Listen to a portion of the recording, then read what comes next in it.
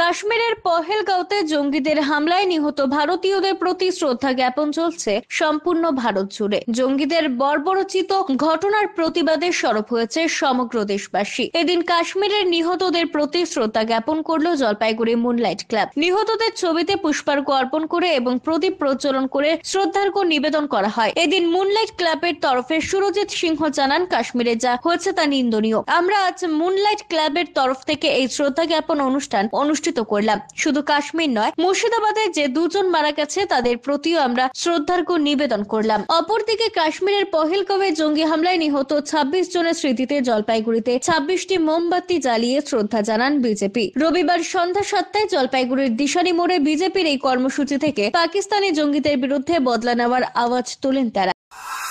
আর আজকে যখন এই কাশ্মীরের ঘটনা হয়েছে, দুটো দিন পর আজকেও কিন্তু একইভাবে আমরা এই ক্ষোভ প্রতিবাদ জানাচ্ছি, শ্রদ্ধা জানাচ্ছি যারা চলে গেছেন আমাদের ছেড়ে।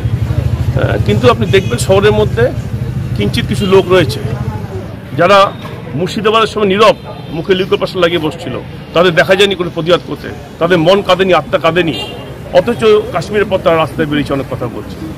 তো আমি বলছি এই ডিসপ্লিনগুস করা উচিত না।